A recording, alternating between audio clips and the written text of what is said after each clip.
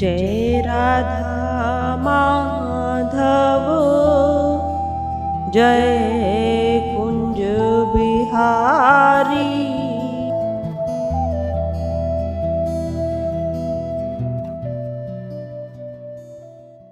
सबके लिए होती, शुद्ध रजोगुण के लिए भी, शुद्ध सत्व गुण के लिए भी और तम गुण के लिए, सबके लिए होती।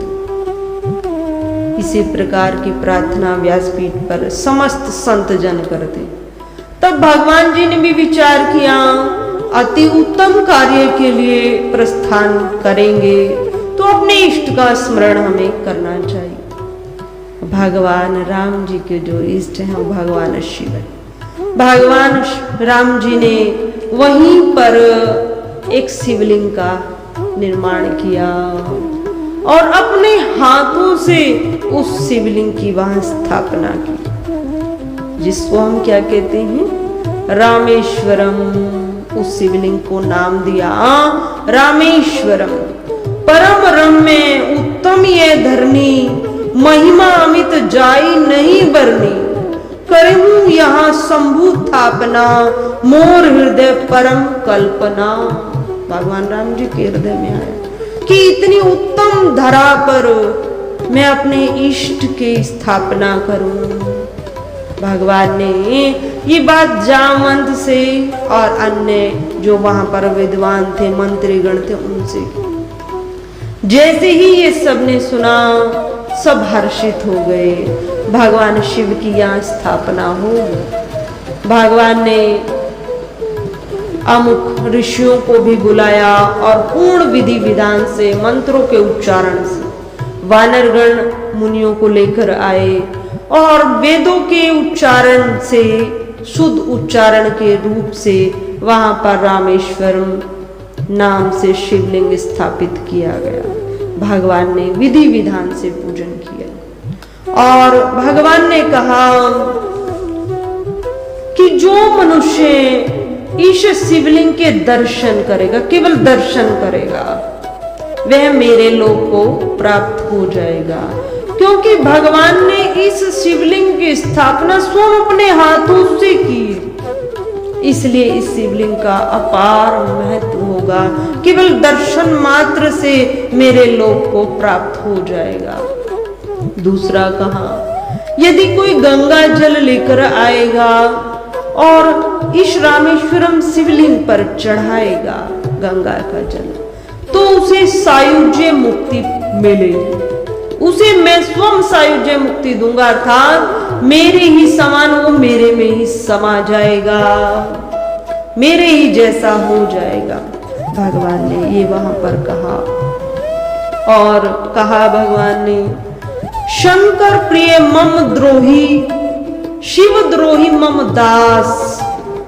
ते नर करही कल्प भरी, घोर नरक महुवास। अर्थात जो भगवान शंकर के प्रिय हैं, शंकर भगवान को अपना इष्ट मानते, भगवान शिव से तो अपार प्रेम, पर राम जी से द्रोह, जैसे रावण का यही बात। रावण की जो अधिकांश शत्रुता थी वो विष्णु भगवान से थी और भगवान विष्णु के जो अवतरण हुए हैं उनसे भी, पर भगवान शिव को वह अपना इष्ट मानता है। तो जिस मानव की वृत्ति है कि वो भगवान शिव का तो गुणगान करता है, अपना इष्ट मानता है, परंतु राम से द्रोह करता है। और दूसरे प्रकार से जो व्यक्ति राम का दास है, शिव द्रोही मम दास, जो मेरा तो दास है, मेरा भजन करता है, परंतु शिव से द्रोह करता है, दोनों ही बात। तो वे नर ते नर करही कल्प भरी, घोर नरक महुवास। तो वे नर कल्प तक नरक में वास करते, घोर नरक में वो वास करते। क्यों? क्योंकि शिव में और राम में कोई भेद नहीं। जिसने भेद माना वे भक्ति जानता ही नहीं। जिसने कहा कि राम अधिक श्रेष्ठ, शिव श्रेष्ठ नहीं, ये जिसने कहा शिव श्रेष्ठ है, राम श्रेष्ठ नहीं, तो उसने भक्ति की महिमा को नहीं जाना। वह नहीं जानता भक्ति क्या, राम कौन है, शिव कौन है। तो इस प्रकार भगवान ने वहां रामेश्वर शिवलिंग स्थापित की और आगे की यात्रा प्रारंभ हुई। श्री रघुवीर प्रताप ते सिंधु तरे पाषाण, ते मति मंद जे राम तजी, भजई जाई प्रभु आन। क्या कहा कि श्री भगवान के प्रताप से, भगवान राम जी के प्रताप से सिंधु तरे पाषाण अर्थात समुद्र में पाषाण पत्थर भी तर गए भगवान के प्रताप से। और ते मतिमंद नर जो भगवान की भक्ति का त्याग कर, भगवान के भजन राम जी का त्याग कर अन्य को भजते, अन्य अर्थात समस्त विषयों को भजते हैं, भक्ति को छोड़कर विषयों में रहते हैं, तो वे नर मंदमती भगवान के प्रताप से जड़ वस्तु भी तर गई। तब मनुष्य की क्या कहा जाए। यदि कुछ भी भक्ति हमसे बन जाए पर वह अहंकार रहित हो, उसमें अहंकार न, तो वह भक्ति कल्याण करने वाली है, हमें इस संसार रूपी समुद्र से पार उतारने वाली है। तो प्रभु की भक्ति सर्वश्रेष्ठ है, समस्त सुखों की खान। आगे भगवान ने सेतु बना, सेतु तैयार हुआ, अति वानरगण सब भगवान की सेना अति हर्षित है, क्योंकि प्रभु का ही बल है, प्रभु का ही सब में तेज और प्रभु का ही साथ, तीनों चीज सम्मिलित। तो अति जो सेना है वो हर्षित है और भगवान ने सेना को साथ लेकर समुद्र को पार किया और परली पार आए। भगवान परली पार आकर विचार करने लगे, युद्ध होगा, परंतु नीति के अनुसार जामवंत ने भगवान को सलाह दी। नीति के अनुसार प्रभु एक बार लंका में रावण से एक बार मिला जाए और उससे समस्त वार्तालाप की जाए और प्रेम पूर्वक धर्म के साथ उसको समझाया जाए, क्योंकि नीति ऐसा कह रही, हो सकता है वे मान जाए। और यदि उसकी भाव युद्ध का है तो युद्ध किया जाए। तब भगवान को जामवंत की सलाह वार्तालाप बहुत अच्छी लगी। तो भगवान ने कहा हनुमान तो होके आए, हनुमान को तो नहीं भेजेंगे। कहा था हनुमान जी को सीता जी की सूधे लेकर आना और लंका को जला कर आए, तब हनुमान जी को नहीं भेजे। भगवान जी मन में हर्षित हुए और भगवान ने बाली पुत्र युवराज अंगद को बुलाया और युवराज अंगद से कहा कि तुम्हें रावण से मिलना, रावण की सभा में जाना और जाकर रावण से वार्तालाप करनी।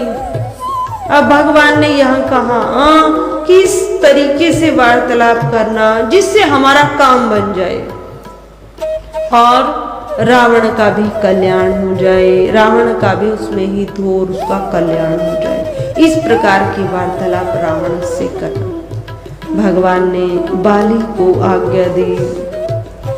अंगद चल, क्षमा करना, अंगद को आज्ञा दी। अंगद चलहूं सबही सिरुनाई, सबसे प्रणाम कर, सबको प्रणाम करते हुए अंगद ने प्रस्थान किया और लंका में प्रवेश पाया। जैसे ही प्रवेश पाया तो लंका तो समस्त आसुरी शक्तियों से भरी,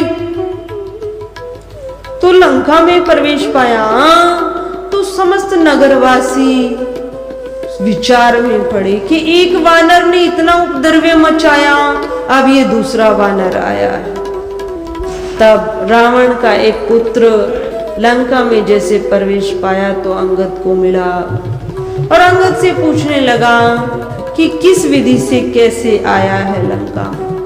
तब अंगद भी युवा, बाली पुत्र अंगद युवराज, और उधर वह रावण का पुत्र वह भी युवा, तो आपस में वार्तालाप करते करते विवाद हो गया और विवाद के फलस्वरूप अंगद ने एक ही प्रहार से उसको मार डाला।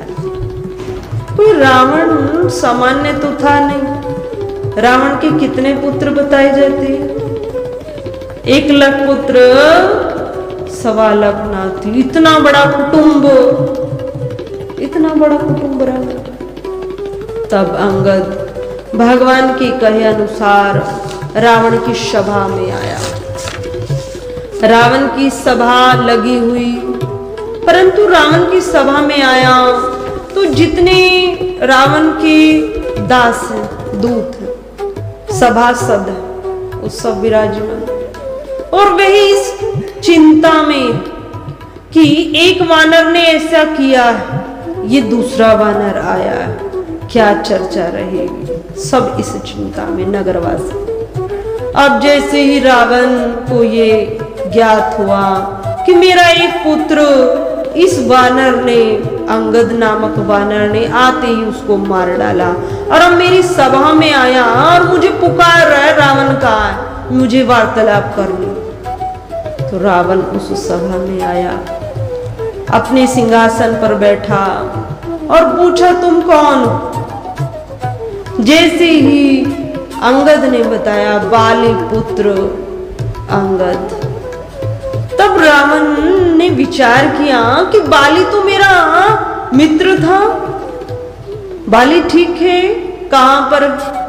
अब अंगद ने हंसते हुए कहा हाँ बाली ठीक है, पिताजी ठीक है, और कुछ समय पश्चात आप भी जाकर उनसे मिल लेना। हंसते हुए इस प्रकार की वार्तालाप की, क्योंकि बाली का तो वध हो चुका है, अर्थात स्वर्ग में गया है, क्या आप भी स्वर्ग में जाकर उससे मिल लेना, आपस में भेंट हो जाएगी। तब अंगद ने, जो भगवान ने कहा था प्रेम सहित रावण को धर्म के अनुसार समझाना, जिससे हमारा भी हित हो, काम हमारा हो जाए और उसका भी कल्याण। परंतु जिसने सीता जी का हरण ही इस निमित्त किया कि मैं भजन साधन नहीं कर सकता, इतने विकार मुझ में है, मैं इन विकारों को भी तज नहीं सकता, मेरा तो उद्धार एक ही विधि से हो सकता है कि श्री रघुनाथ जी जो विष्णु भगवान का ये अवतार है, इस धरती पर आया है, यदि मैं उनके हाथ में मारा जाऊं तब मेरा उद्धार हो सकता है, क्योंकि मैं विकारों को तज नहीं सकता, तपस्या में कर नहीं सकता। जिसने इसी हृदय में भाव लेकर सीता का हरण किया, फिर वे किसकी बात को मानेगा? और अभिमानी अंगद ने समस्त विधियों को अपनाकर धार्मिक चर्चा करते हुए भी रावण को समझाया, परंतु रावण नहीं माना। और रावण ने कहा उसको कि वानर गणों का तो स्वभाव ही होता है, तू अपने प्रभु राम का गुणगान बखान कर रहा, जो वानर होते हैं उनका तो स्वभाव यही रहता है कि अपने मालिक को प्रसन्न करने के लिए तरह तरह का नाच करता है और उसके अधीन रहता है, वो जैसा कहता है वैसा ही करता है। ये तो तेरा स्वभाव है कि अपने मालिक की प्रशंसा करना, क्योंकि अंगद भगवान राम जी की महिमा का बार बार बखान कर रहे थे। रावण तेरा कल्याण इसमें है कि सीता माता को लौटा दे से प्रेम से, वे तुम्हें क्षमा कर देंगे, तुम शरणागत भगवान है, समस्त प्रकार के भय को हरण करने वाले हैं, श्री रघुवीर अत्यंत दयालु है। रावण तो उनकी शरण में चला जाए, परंतु अभिमानी काल सर पर है, हंसता हुआ कहता है अरे मूर्ख, तूने मेरे बल को नहीं जाना, तूने रावण के बल को नहीं जाना, जाके डर सुर असुर डराई, निसी न नींद दिन अनना खाई, जिसके डर से समस्त देवता भयभीत रहते। जिससे डर से चंद्रमा, सूर्य, पृथ्वी सब भयभीत रहते हैं। और जिसको पता होता है रावण युद्ध करेगा, वो आहार भी त्याग देता है, उसकी रात्रि की नींद चली जाती। मुझे डरा रहा, मैंने तो जड़ चेतन समस्त वस्तुओं पर विजय पाई, मुझे डरा रहा। अंगद की एक भी बात को स्वीकार नहीं किया। तब अंगद ने अंत में समुझी राम प्रताप कपि रोपा, सभा बांझपन करी पद रोपा। पद अर्थात पांव। तो अंगद ने, सभा लगी हुई थी, रावण बार बार कह रहा था कि वो वन में भटकने वाला राम है, वे मेरा कुछ नहीं कर पाएगा, न उसके पास तुम जैसे वानर, भालू, रीछ की ये सब सेना, रीछपति अर्थात भालू, उन्हीं की सब सेना, वे सेना मेरा क्या कर सकती, मेरे पास अपार बल योद्धा है। इस प्रकार की जब वार्तालाप को सुना, तब अंगद ने, अब युवा है अंगद, तो अंगद ने अपने एक ही पांव को पूरी सभा के बीच में रखा और कहा, रावण, तुझे अपनी इन सभा जितनी बैठी है, तेरे ये दास योद्धा, इन पर अभिमान है ना, तो ठीक है, मैं रघुवीर के प्रताप से कहता हूं, मेरे इस एक पांव को हिलाकर दिखाए।